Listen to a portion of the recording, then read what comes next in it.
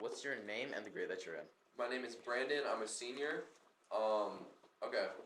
Yeah. Brandon What Chang. My name is Brandon Chang, and I'm a senior. what ethnicity do you identify as? I'm half white and half Asian. Um, yeah. Alright. We'll save the specifics because we're short on time in a bit. Do you feel like you've ever been socially limited or benefited based on your ethnicity? Um, I mean, to be honest, not really, but like I guess in like different circumstances, like it may feel like I like don't belong as much, or like I don't know. I feel like it's a very stereotypical answer to say that like being like biracial like affects you like that much, but I mean, to me it doesn't really that much, but I don't know. I think it's different for every person. Sure. I'd say. Now, based off that, do you feel like you've ever been socially limited or benefited based off the way that you look in general? Um, I don't know. The thing I would say like I don't know if I was like limited or benefited, but like I think definitely like how you look is can definitely impact like how people interact with you and how you interact with people. But to me personally, I think at the end of the day, it's just all confidence. Like it's how you carry yourself. Sure. Like it doesn't really matter how you really look as long as like you're acting like if you act a certain way, like if you act confident, if you act outgoing, like you'll get a positive response versus if you do the opposite, then you'll get like more of a negative, I feel like. Alright, cool. So, switching gears here, right? I'm going to read you the definition of objectification. Okay, bet. Objectification is the act of treating a person as an object or a thing. Now, do you feel like you've been objectified, whether it's like sexualization or being treated without regard to emotion?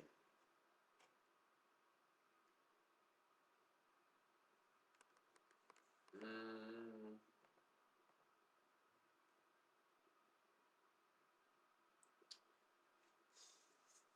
I would need time to think about that, No, you're but good. You're good. give me like 10 seconds. Yeah, take your time. Take your time. Okay, sorry, audience. I need to think for a sec.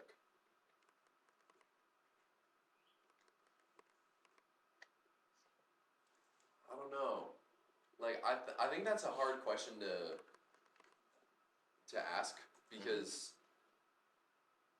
I don't know. I feel like a lot of objectification like occurs like behind someone's back or like Sure. not like directly to that person.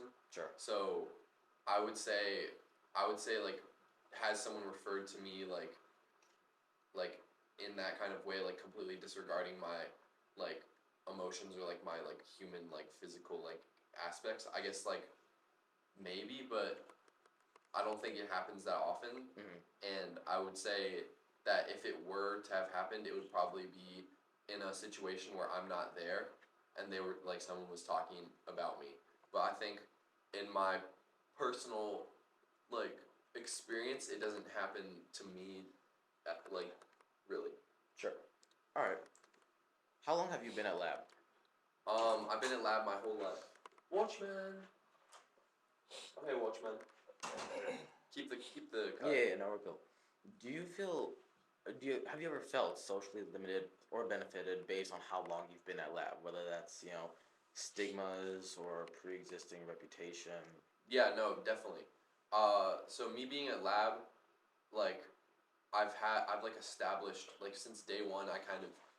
I think when you're a lifer, or like that's like the term for the audience. That's the term for someone who's been going to lab their whole life. I think from that beginning point, that beginning stage in your life, like that kind of really impacts how people interact socially and how you're kind of classified in like in terms of social status because like me personally I found friends as like a child and it kind of carried up until this point and it was like kind of the foundation for like how I was and like how I was perceived.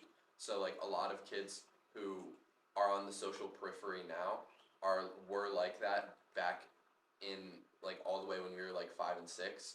So you can see like a direct correlation between like how people interacted then and how people interact now. So I would definitely say that like having like a structure. So I think there it can benefit you and it can also like hurt you because like if you are a lifer but you have like you made friends and like people like liked you back then, they will like probably still like you like up to this point. Like that's what I've seen like from the majority of my like friends who've been going to this school for like their whole life.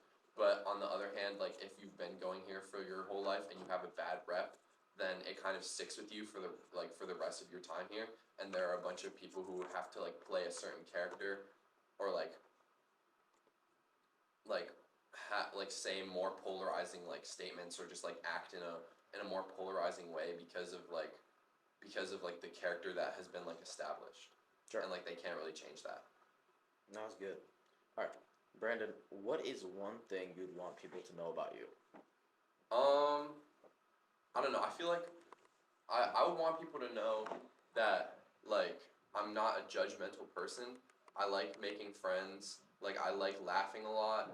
Um, like I'm always looking to like make new connections and stuff. And I feel like a lot of people sometimes think that I'm not like a mature person, but like I'm definitely like emotionally mature. I just like troll sometimes. All right, cool. Thank you. All right, wait. Final goodbye to the audience. Thank you for listening to my interview. Zark is the man. Let's see. Keep a lookout for me in the future. Follow me on Instagram too. Yeah.